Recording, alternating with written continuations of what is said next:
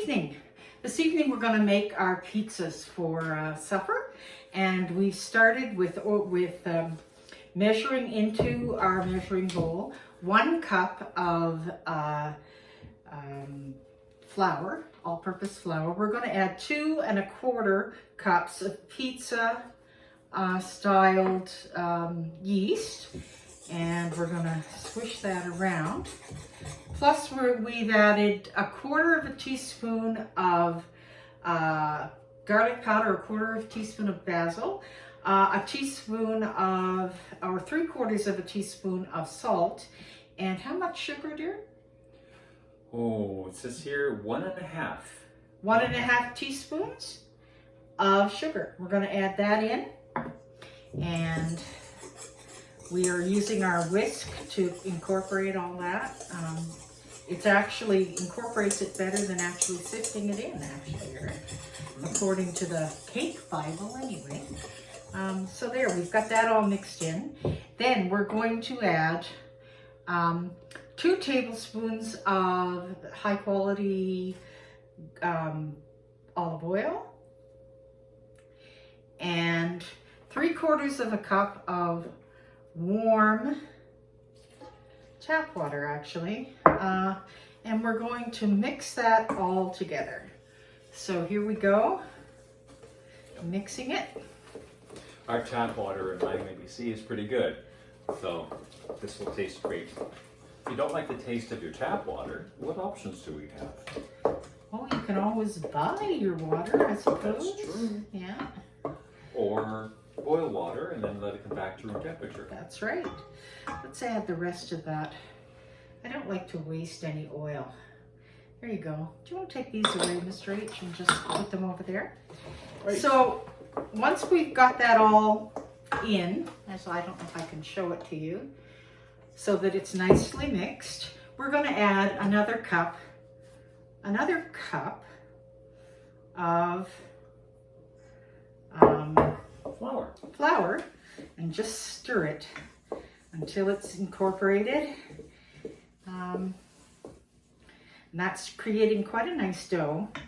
It's starting to sort of create a nice dough, but it's still quite wet. So we're going to add, we can add up to 1 1/3 cups of extra flour, but you only want to add, what you need. You don't want to add more flour. You just want to add as much as you need to make a nice dough. And if you're not sure what a nice dough is, it says here, until the dough is forming into a cohesive elastic ball, it's beginning to pull away from the sides of the bowl. Well, it certainly is pulling away from the sides of the bowl, but it's, I think we're going to need the rest of that. There you go. Okay, so, yeah, there we go. You put that over there, Mr. H. Go. Great. So, I'm going to mix this a bit with my hands, just to get it incorporated. And let's see how that goes. Just get all that dough incorporated.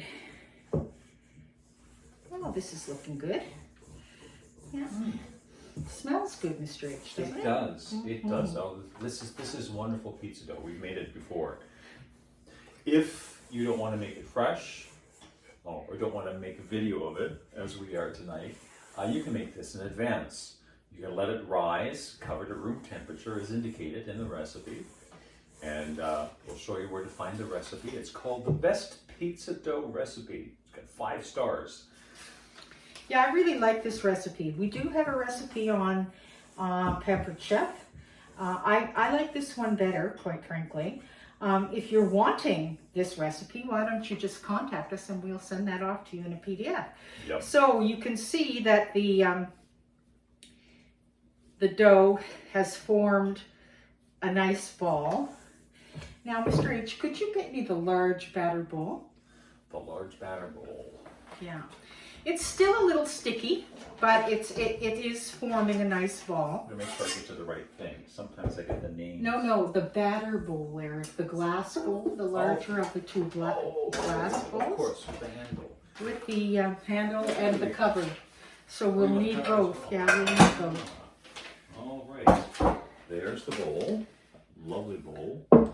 Right. Now, hon, I'd like you to just put about a tablespoon of olive oil in that, and then take the take our little silicone brush and brush around the bottom and the side.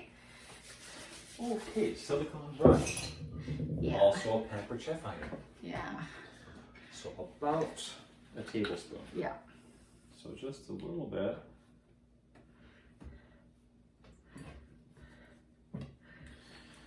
So getting back to preparing the dough in advance, once you've let it rise, you deflate it. Then you wrap it very tightly in saran or something like that, and you can put it in the fridge and it will last you for several days.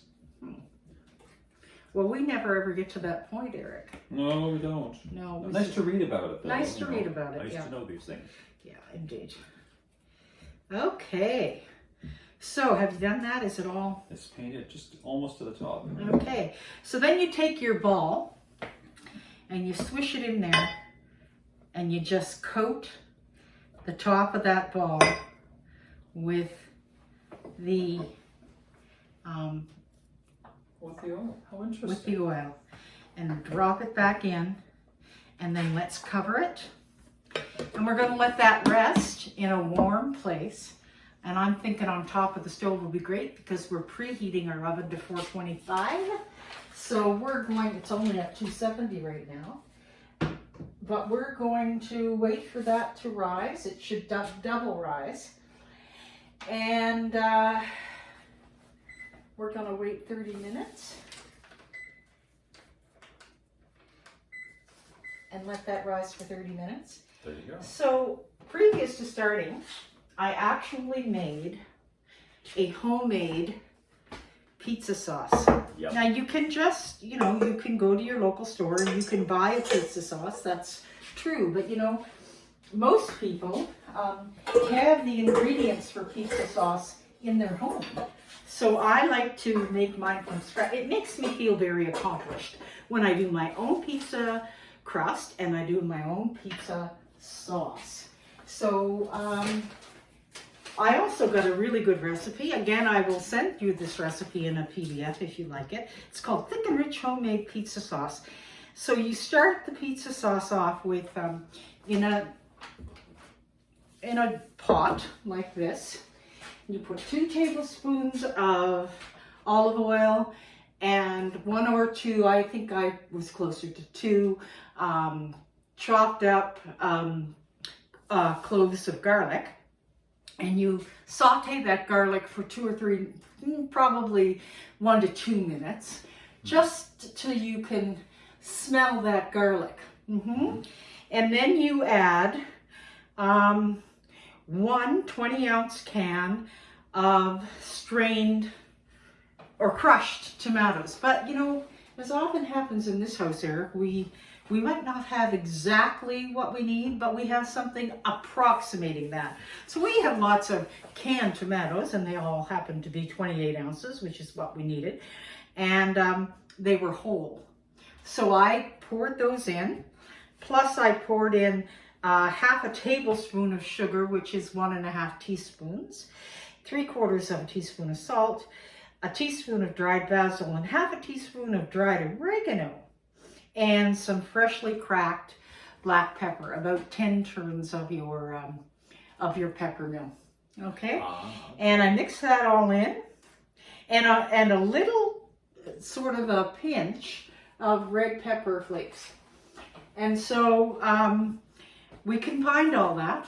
We brought it to a simmer over medium heat. We covered it, of course, because tomatoes tend to like when they come to a simmer, they can sometimes simmer over, right? You don't want that on your stove. So we covered it, we let it come to a simmer, and then we turned it to low and allowed it to simmer for 15 to 20 minutes. And what the result of that is this absolutely gorgeous, thick, rich.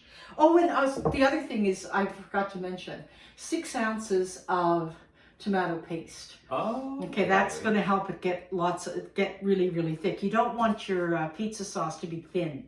You want it to be nice and thick, because if it's thin, your pizza dough is going to get affected by that. And won't your fillings all kind of fall off? Well, they might, but anyway, not that I would know, because I've always made this recipe. So anyway, so what the result is this absolutely gorgeous. I don't know if you can see that, but it is an absolutely gorgeous sauce. Oh, it's beautiful.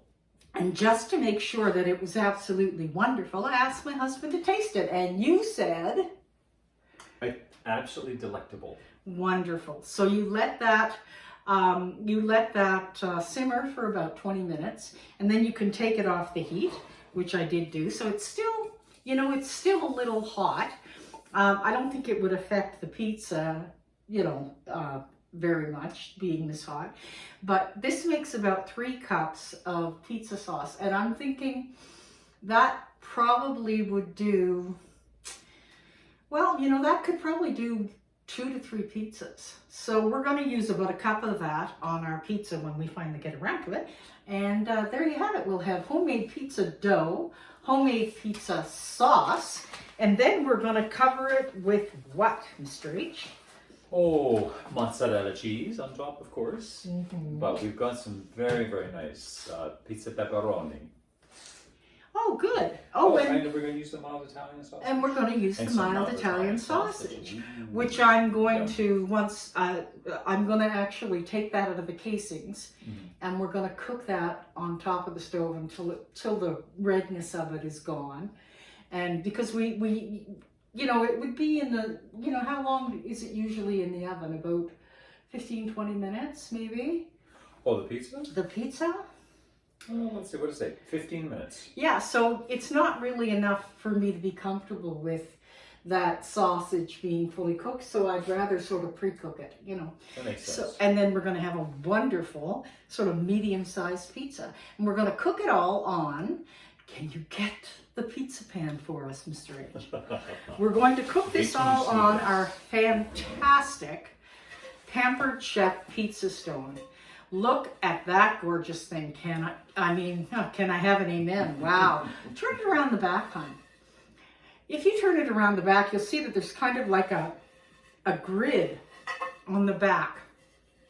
This tells us that this is one of our new pizza stones. So this is the pizza stone of the 21st century, Eric. There you go. And it is very vastly different from our old Pampered Chef pizza stones, which I hear are wonderful. But this one is actually dishwasher safe, whereas our other ones weren't. This one can actually be preheated, which I've heard sort of rumors that people were reheating the other pizza stone as well, but it really wasn't. If your pizza stone broke back then, they would have said that you had been abusing it by preheating it. This can be preheated, which is great. It makes a huge difference in the pizza if your pizza stone is preheated, Mr. H. So, and what's the other thing that's so great about this? It does not transfer flavors. So I could make my sort of becoming world famous sugar cookie pizza, which I have done on this wonderful stone, and then the very next day cook, or even the very same night, cook an actual, bona fide Italian pizza on it, and it would not taste like sugar cookie, and our sugar cookie would not taste like Italian pizza, because the flavors don't transfer. So this is a really great stone, and I'm so excited to have it, and we've used it several times since we've gotten it, and always for different things. I just made a cookie pizza with maple browned butter icing. Oh, unbelievably good. I made it for my birthday. Instead of making a birthday cake, I made a cookie pizza, and we all enjoyed that. Absolutely yummy. Yeah, it was really, really yummy. And tonight we're using it to make an Italian pizza that we're going to really, really enjoy. So that's good. So anyway, we're just waiting on our pizza dough to rise. Our oven is at 400. Oh, gone to 405. Okay. We've got 22 minutes left. We're going to let you go and bring you back to show you what the pizza dough looks like, and then kind of form it into a round pizza. My husband's going to do that. He's so much better at making round things than I am. So he's going to do that, and we're going to transfer it to our hot pizza stone. We're going to put our pizza stone in about 15 minutes before, and allow it to come to heat. And then we're going to take it out, put our pizza with all its accoutrements on it, and cook our pizza at 425 for 15 to 20 minutes. Fantastic. And if you want to know how long all of this takes, it's about an hour. Yeah, so 15 minutes prep time, 15 minutes or thereabouts cook time, and 30 minutes of rising time. Well, yeah, but then you have to take into account cooking of the sausage. So I would say probably an hour and 10 minutes to be safe. But if you were ordering this pizza from Pizza Hut, might take that long to get it might there. take that long to get here, and it would cost you a lot more. Pizza at home is a really, really economical way to have pizza, and it's so delicious. That's true. And you don't have to pay delivery. And you don't have to pay Don't delivery. have to tip. And you don't. Well, you say nice things. Well, that's you don't true. Have to tip. Yeah, that's true. Anyway, so we'll be back in 20 minutes to show you our pizza dough and to form it. And what's that? That's the oven coming to it's temperature. come to temperatures, come to 425. Isn't that great? So, Mr. H, we'll say goodbye, and we will see you back here in 20 minutes.